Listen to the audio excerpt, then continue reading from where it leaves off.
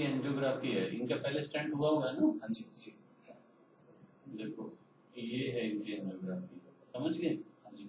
ये इनकी left side, ये तो वो पेसमेकर की तार है जो कल डाली थी रात को जब इसकी धड़कन रुक गई थी जी। तो ये इनको स्टेंट डाला हुआ है पहले, वो स्टेंट बंद हो चुका है पूरी पूरी पूरी। अच्छा ठीक है, ठीक है जी। वो लेकिन साइड वाली ब्रांच में था वो। देखो ये मेन नस जा रही है, हाँ जी। ये स्टेंट है यहाँ, तो यहाँ से ब्रांच निकल रही थी, तो ब्रांच में डाला गया था। कहाँ डाला था वो? ब्रांच नहीं, फरीदाबाद में। फरीदाबाद। हाँ, तो वो अब बंद है और वो ना जाने कब से बंद है, मतलब इनको पता ही नहीं चला है। ठीक है, तो उसमें तो मेरे को नहीं लगता उसको छेड़ के कोई फायदा है, कोई नुकसान ही होगा इनको, क्योंकि वो ब्रांच थी। ठीक है, अब जो इनकी दिक्कत है ना, वो दिक्कत ये है, देखो ये राइट साइड की नस है इनकी, ये वाली। ठीक है, ये यहाँ पे देखो बिल्कुल टाइट है, जहां तक हमारा कैथेटर है उसके बाद देख रहे हो बिल्कुल टाइट है ये। तो यही पेसमेकर को सप्लाई करती है जो बॉडी की धड़कन बनाता है। तो इनका जो है ये नस में नैरोइंग आने की वजह से कल धड़कन रुकी थी इनकी। ठीक है, तो इनको इसमें स्टेंट की जरूरत है। अच्छा, ये देखो पतली हो रही है ना यहाँ, इतनी चौड़ी होनी चाहिए। तो ये प्रॉब्लम है इनकी। ठीक है, तो ये जो टेम्परेरी पेसमेकर है, ये इसको खोल के हो सकता है फिर इसकी जरूरत ही ना पड़े, इसको निकाल दें।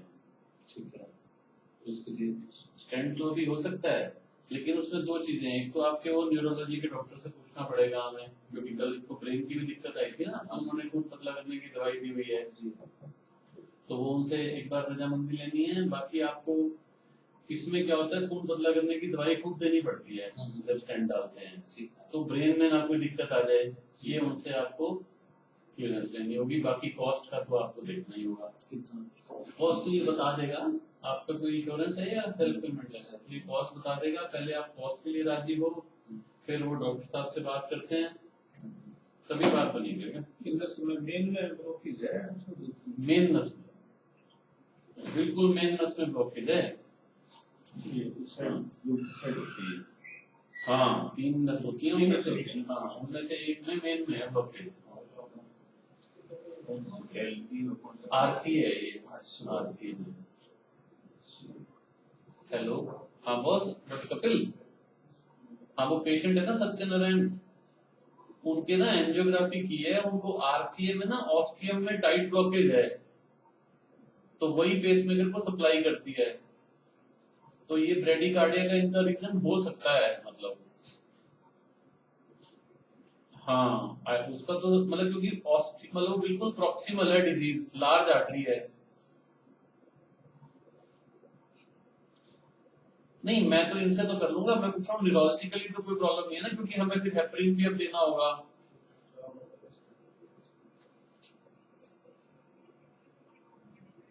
मैं वही कह रहा हूँ, क्योंकि टेम्परेरी पेसमेकर है, अभी भी ना इनको बीच बीच में इंटरमीडिएट पेसिंग हो रही थी।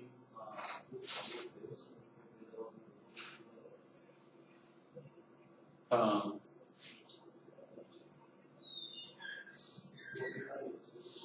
क्या कह रहे हो? हाँ, इंट्राक्रेनियल क्या?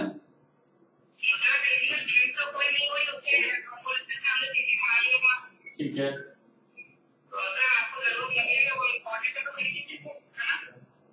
हाँ मतलब उसमें हेपरिन देने में कोई रिस्क तो नहीं है ना?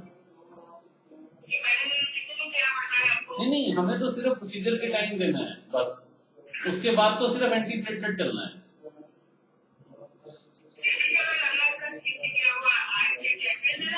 नहीं, हम तो अनफ्रैक्शनेटेड देते हैं और जस्ट फॉर द प्रोसीजर देते हैं हम 7000 यूनिट्स के करीब। हाँ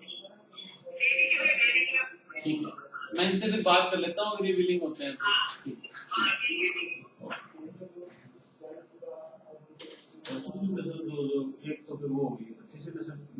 ऐसा है, मेन तो दोनों ठीक है। वो पहले जो स्टेंट डला था वो ब्रांच में डला हुआ था एक डायगोनल में, तो वो बंद है पुरानी,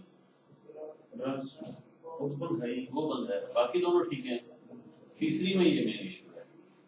तीसरी में एक्चुअली ये पेसमेकर को सप्लाई करती है, जो भगवान ने हमें पेसमेकर दिया होता है, तो यही धड़कन को चलाती है। मतलब धड़कन रुकी है तो शायद इसका पूरा कारण इससे हो सकता है।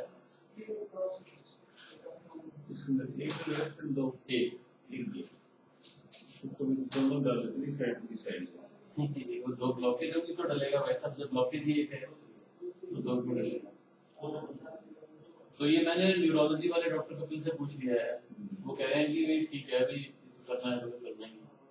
ठीक है, तो आप सलाह करके बता दो मुझे फटाफट। रिस्क आपने समझ ही लिया है कि भी ब्रेन में खून पतला करने की दवाई देनी पड़ेगी। ब्रेन की कल उन्होंने ब्लीडिंग के लिए दोबारा सीटी स्कैन भी कराया था, वो कह रहे हैं कल तो नहीं है, लेकिन ये रिस्क तो रहता ही है ना, और उसमें तो क्या कर सकते हैं, दोनों तरफ देखना है।